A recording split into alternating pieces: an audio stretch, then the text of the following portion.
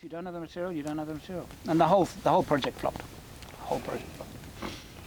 It was nice working in London, though. That was cool. Yeah, okay. You know, when was that? Day's work, 2013, 14, 15. So just before you came here? Just before I came here. Oh. I'd go to London, work with the guys, and go to the pub in the evening and catch a train home. It was nice. That's cool. Yeah, okay. And I met the producer. Bit of a change of pace, too. Russ Malkin, the producer from Long Way Down. Oh, really? I love that series. I love that series. Brilliant. The American guy? No, he's English. Is he? Russ Malkin. Oh, sorry. Yeah, the other guy's English. Yeah, the other guy's American. I can't remember his name. Charlie Borman. No. English, and then Charlie Borman's English. Yeah. Ewan McGregor's Scottish, obviously. Yes. And then there was Russ Malkin was English. He's the English guy, and then there was another American producer. Could be. Who drove the other backup vehicle. Anyway, we are massively off topic already, which is perfect. So, my guest needs no introduction. This is Andrew St. Pierre White from 4X Overland. Is it 4X Overland, 4by Overland? Both. Okay. I say X more than by, but it's both is correct. Both are correct. Great. Thank you so much for giving me a little bit of time. And hey, thanks for making an amazing meal. No worries. So welcome. It was fantastic. Now, you've pissed a lot of brands off in the past. No. Frustrated a few. Their owners, yes. Their owners, right. Has it ever really backfired? Have you ever gone, ooh, really wish I'd shut up? Often Gwyn would say to me, Andrew, did you really need to do that? Because of backlash and loss of work. I'd actually get loss of work. I mean, I was fired from, I had a regular in a magazine, and for about 2 years. I had a monthly article in that 2 years. It was a paid article. And I was fired. Too controversial. The editor said to me, you know, I love you. The advertisers are complaining. You're too controversial. I have to let you go. I don't have any choice. And that wasn't long after the PIERRE debacle. Okay. And of all the debacles, that was the most, and that wasn't Mitsubishi themselves, it was the owners that got very, very upset with me. Okay. I don't regret it, because if I think about most of the motoring journalists that I knew at the time, what are they doing now? Are they as successful as I am? Most of them are not. They're not even still doing that. A few of them are, but most of them are not. And so I think by saying it how I see it, and being true to that, I said to Gwyn, if I can't say it as I see it, it's just my opinion. You don't have to believe me. I don't know everything. I do have some experience and I have something to contribute, and I intend to contribute what I have. Take it or leave it. If I can't do that, I'll go and do something else. Yeah, and I think, that shines throughout your content. I think the other thing that you won't comment on something unless it can be resolved. You won't just go, oh, I hate this car because it's four-wheel drive, and your criticism of things will not be. Sorry, that was a horrible analogy, but okay, for example, I remember you saying it's such a shame that this car comes with, I think you were talking about the Defender or something, 19-inch rims, but I also understand why they fitted 19-inch rims, and that's because it's designed to tow 3.5-ton caravans, and you can't do that safely without 19-inch. You need good brakes. You need good brakes, and if you need good brakes, then you need bloody big rims. Yes. So I like that you said, it's just, you'll look at something and say, it's not my priority, but I understand it a lot of the time, and then some stuff you just say, well, that's just dumb, and someone needs to sort that out, and I love that too. I hate meaningless platitudes. Yeah. Sales hype. Tougher than ever. And the new Land Cruiser 300, tougher than ever. We were just discussing this before. Tougher than a 60 series, tougher than an 80 series. It's not. I don't think it's tougher than my Prado. It's the same, exactly. So that kind of thing just irks me. Yeah. Because people believe it. And it's a fundamental untruth. But I understand why they do it, but it annoys me because it is not true that it's tougher. Yeah. It's more comfortable. Well, then say it's more comfortable. It's got better seats. Well, then say it's got better seats. It's lighter. But don't say it is stronger. Yes. When I mean, and it might be something stupid like, okay, marketing team calls the engineering team and they say, guys, can we say it's stronger? And the engineering team goes, well, the chassis is 3% stiffer. And you go, stronger, done. Good enough for me. It's just a load of absolute shit. I doubt if they even do that. Yep. But you're right. Find any little pathway and that'll be enough. Because that's now it's not false advertising. The marketing people have a different job to the engineers. Yes. And engineers don't understand marketing, and marketing people don't understand. And no, they don't need to understand. Yeah. It doesn't stop them annoying me because it's fundamental untruth. I always think of that. There's a hilarious thing in Top Gear where they're talking about the Audi the Lamborghini, one of the newer ones. I can't remember what, a Gallardo. And they said it's fantastic because they've let the Germans build it, and then they just gave it to the Italians afterwards and said to do the styling. You guys do the styling in the brochure. I think it's 1,000,000 horsepower. You're like, oh, yeah, good. Absolutely.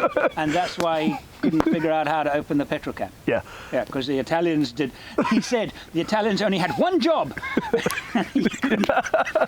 But that was because he couldn't understand the Italian. And it was very funny. But he just said, they had one job. And yeah, but it's so true. They're completely different. Yeah, anyway. Now, excuse my phone usage because I write all my notes on my phone because I think of them at random times, usually when I'm on the toilet. I didn't need to know that. These are all my toilet questions, all right. Now, we're obviously somewhat locked down. We're locked down, particularly in terms of international travel. Imagine COVID doesn't exist. We're not in the middle of a global pandemic. What would you be doing right now? What would your channel look like? Now, I would be planning a trip to, I would have been finished my winter travels, which would have been, I hadn't been to the United States, North America for quite a while, a long while actually, and now extended even more because of COVID. So I would have come back from then about now-ish, and then at home for a period, and then I would do something in the Middle East. Then during their winter time, I love Oman is just unbelievable. It's so beautiful, and the people are incredibly friendly, and it's a wonderful place. I love it, and I have friends in Dubai. You've done a bit in Dubai, haven't you? I've done quite a bit in Dubai. I've been there, I think, 4 or 5 times, and last time I was there was at the Off-Road History Museum. What a treat. I'd love to go there. Brilliant. A real treat. But I have friends there, and then we pack up a couple of Jeeps, and he's got a Land Rover. He always organises me a Jeep. And I'm not a big Jeep fan, but whenever I get into a Wrangler, it puts a smile on my face. Every single time. They are great fun to drive. Oh, great fun to drive. They're so fun to... they have an X factor. It's... I don't know, Land Rover owners might get angry, but it's sort of like the Defender. It's quite dysfunctional, but kind of great at the same time, in a completely different way. Yeah, in a very different way. They're completely impractical. They're much too small inside. They're giant on the outside. There's some strange design things. Like putting a roof rack on them is quite challenging. You have to build an exo frame. It was actually quite. I was chuckling a lot as we did it. It was literally like scaffolding. Yeah. But then I would do something. I'd be home for Christmas, and I normally plan about a year ahead. Okay. And it's been impossible during the last period. And of course, the challenge is that right now, I could have easily, actually all year, got permission to leave for work. Yeah. Getting back is the problem. Yeah. Because of the limited number of hotel quarantine beds, which mean they Oh. limit the amount of people getting onto planes, which means you buy a ticket, and if there are too many people, they throw you off. Coach first, then business, then first.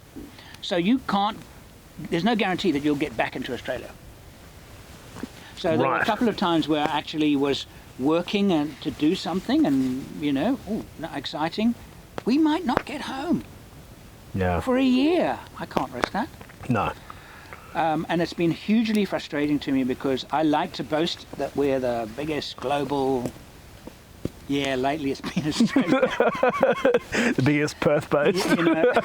But I miss it terribly. I really miss it terribly. I bet. Yeah. Well, hopefully they're talking about those new rules in December, which will be really good. 7-day home it's quarantine. It's all looking positive. It is looking positive. Yep. And I hate to get into a conversation about the political issues of the thing. I don't want to go there. Yeah. A lot of it is frustrating me, but I understand a lot of it as well. We have to live with it. It is what it is. Yeah. And hopefully it'll be over soon. And I'll be out of here like a shot. I bet. I've got some big. But I also have a big trip planned, which I'm going to announce very soon. Next year in Australia, with the. I want to get one of those. With the Range Rover. Oh, you mean the Range Rover or the? Oh, you can get the merch on the. This is merch. I'll put a link in the description and on the screen. Lots of Range Rover, nice Range Rover. I know. I need to. And I keep meaning to go and buy. That is the actual car. That actual photograph of the actual car. Oh, nice. Taken in the middle of Australia. So I took the shot and then put it on the t-shirts. I want the and that car's now running. Bright green one. Okay. I love that one. Right, I've got one. I got it right. So the Range Rover is running. It's licensed. First time it's been licensed since 2011. Right. And it runs well. So, yeah, it 10 comes years. out of third gear, but it runs well. The gearbox has never been changed. Okay. The gearbox is absolutely original. So I have to do something about the gearbox. Anybody out there who knows where I can get a reconditioned LT95 gearbox? Hit me up. Hit him up. That's what I'm looking for now. Trying to find one. All right. So, and that's all I really have to do. A bit of work on the suspension. There are a couple of weak spots on the Range Rover, but I know about them.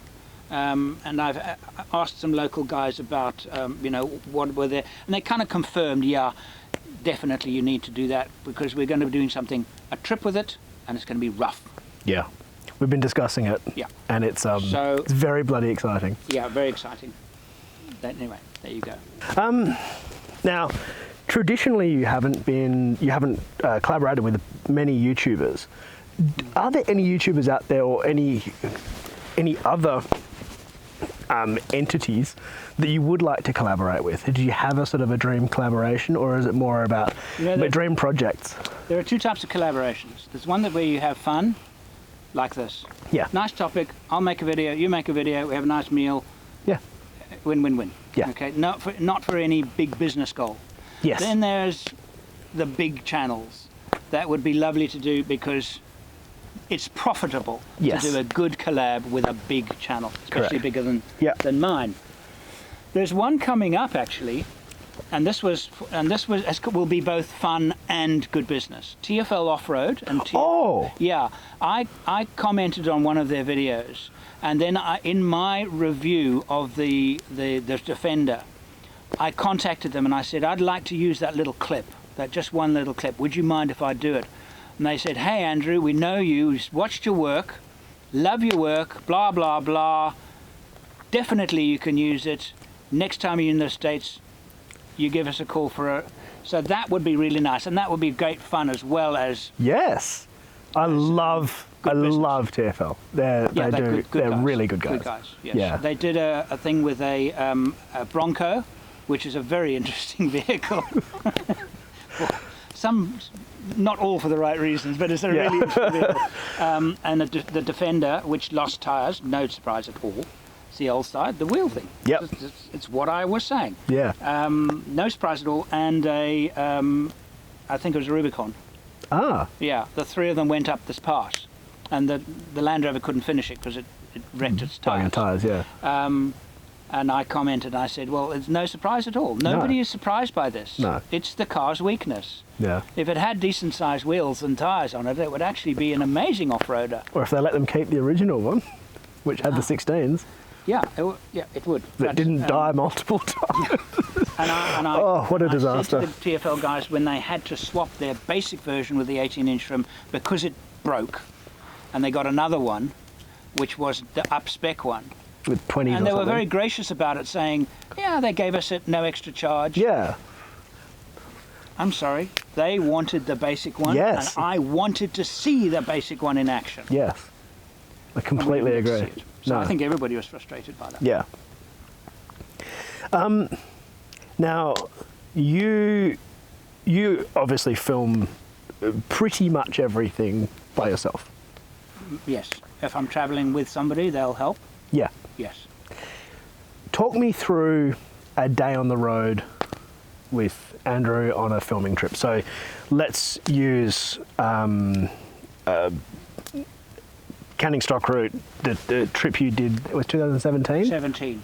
Yeah. With Paul. With Paul. Paul helped me with a bit of the shooting. So from wake up to bed.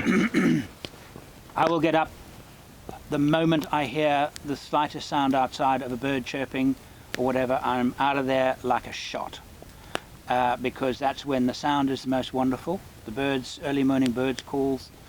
It's quiet. Nobody else in the campers are up, so I can get beautiful sounds. And I'll start filming, and I might do a little talk to camera and the first light. That first light is absolutely wonderful. That blue light before the sun comes up is absolutely yes. gorgeous. And it's just the best time. So what, you get up at 4:30, 5, something like that? I do most of my travelling in winter.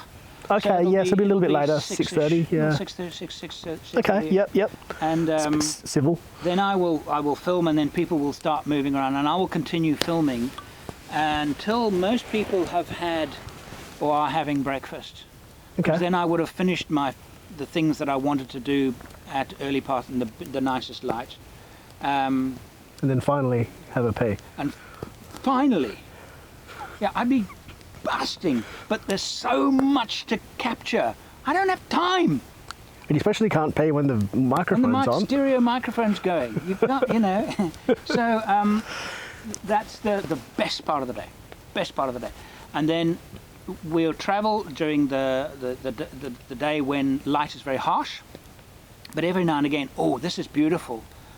We'll live with the difficult light, hard light, because it's beautiful, it's interesting. Arriving at a well or beautiful sand flats, or there's a river crossing or something, and we'll get the cameras out and film a bit.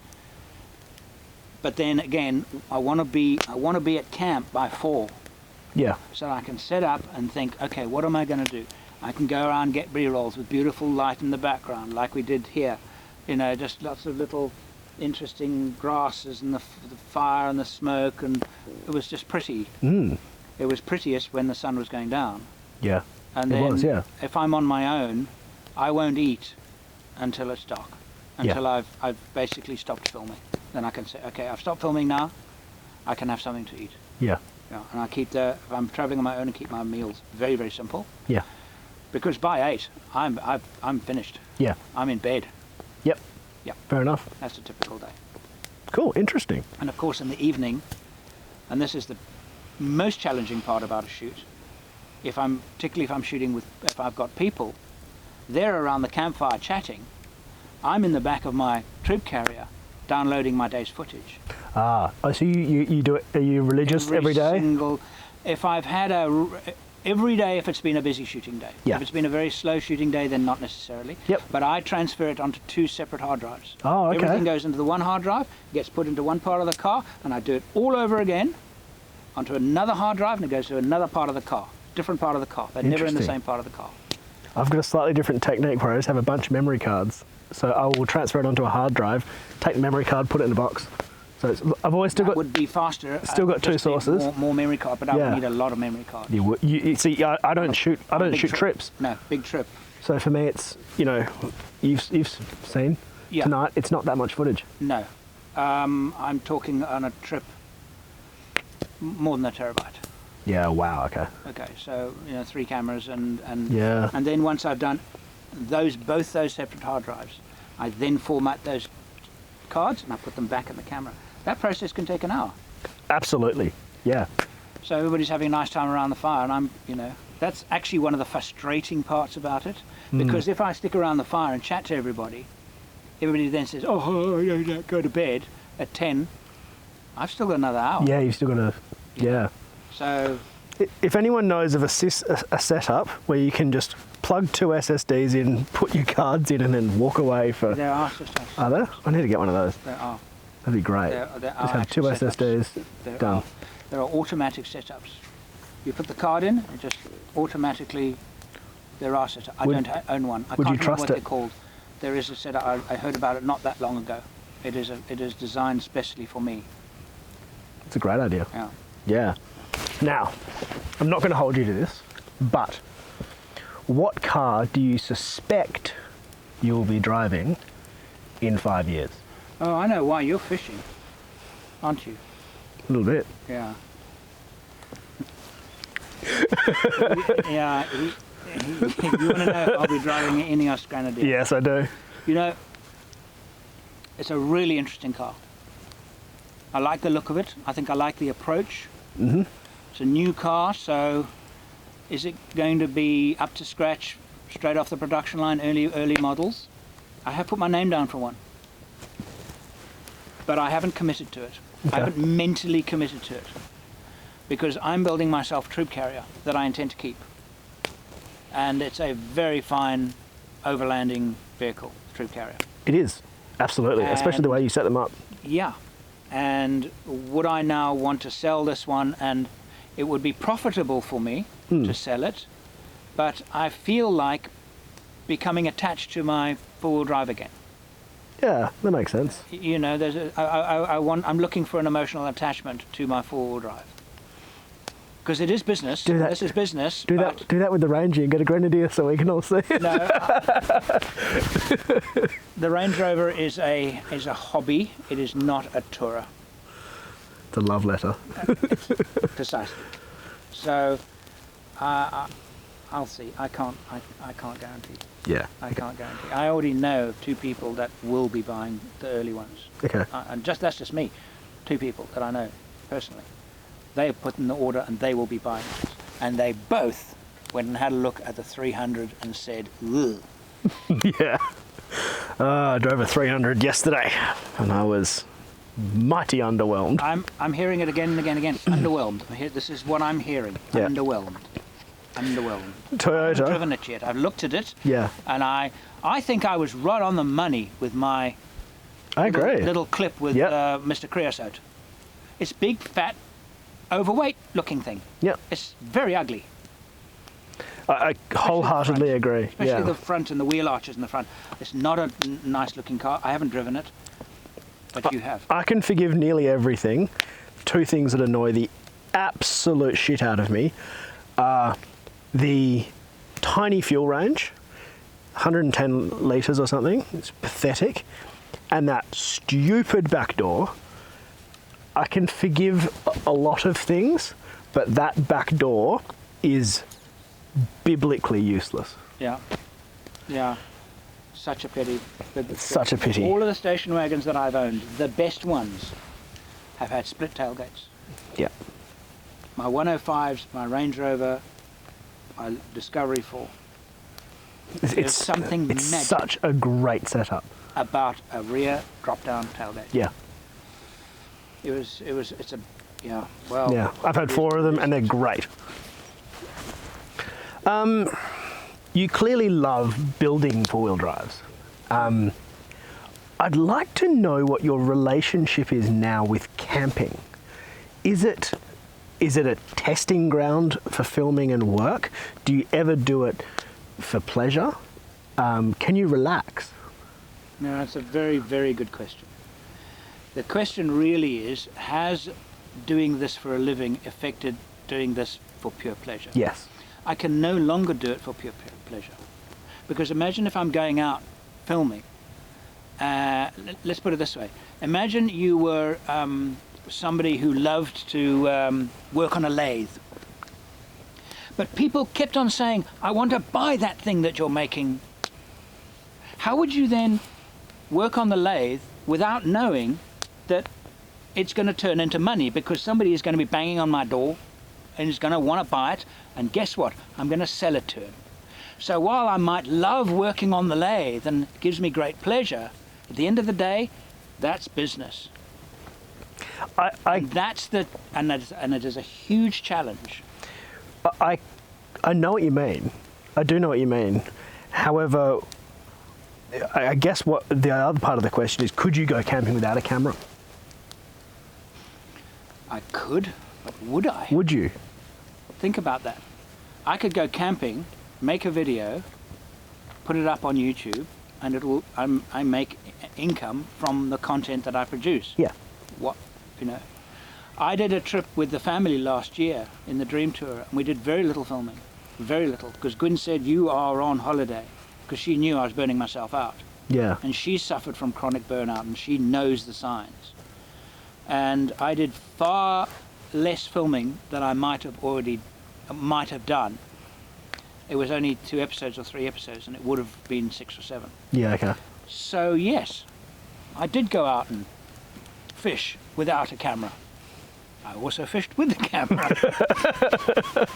I would take just the GoPro instead of taking my whole big thing. Just grab a GoPro. Yep. With a decent little mic on it, attached it, and put it in my thing, and get some few shots and cut them in as B-roll as the story goes. So I'm not going shooting and fishing. I'm going fishing.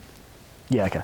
So yes, Yep. I did do some of that. Yeah, because it's hard. I obviously do it as well, so I understand what you mean. Although I don't usually film everything, so it's a bit different. But I do find myself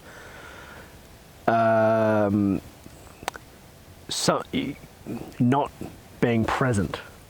You're looking at yourself in your third eye through that lens and that lens. All the time. All the time. But I do enjoy the creative part of it, though. I'm not. I do enjoy that. I'm not. I love editing Yeah. a good story. Yeah, It's yeah. the best thing. I absolutely love editing. I actually prefer editing than filming. The actual creative side of That it. was one of my questions actually, but earlier on I quickly figured out the answer. Yeah, and I grew up as editing was my profession, and I was very good at it, and I won awards and stuff like that for editing. So it was my first love. Did you study film? No, I didn't. I was lucky enough to get a job as an apprentice. Okay. And as an apprentice film editor. And Straight out of school? Straight out of school. I literally went from my last exam, was given a contact, knocked on the door, and said, "Hello, I'd like to work here, please, but you're not allowed to pay me." And they looked at me and I said, "No pay. I want to work here." He said, "How good are you at varnishing cupboards?" I said, "I happen to be very good at varnishing cupboards." He said, "Right," and gave me a 20. He said, "Go down to the hardware store." He said, "When are you going to start?" I said, "Start right now." You go down to the hardware store, get some paintbrushes and varnish. Cupboards in there need varnishing. Got my first job. That was the contact where I actually got my first editing job. Right. That's what I did. Great. Yeah. So And he paid me. fantastic. Paid me. Not a lot, but here's a check and Money's had money. a nice Christmas. That was what happened, and that was my contact into the industry, and here I am now. Well, thank you so much for this evening, and look, I'm sure there'll be other videos in the future, and I'll definitely ask you more questions and we'll find out more. But if you guys have any other questions you would like me to ask Andrew, put them in the comments below. Tell me what you thought of this, and also give me some recommendations for who to have on next for a fighter talk. We'd hoping to get over to the East Coast later next year, so open that up as well. But thank you very much, Andrew. My pleasure. My pleasure. And if you want to see the video with that we did together on Andrew's cooking setup, there'll be a link in the description, or we'll click over here, I think, somewhere around there. There? There it is. Yep. All right. Okay. Perfect. All right. Cheers.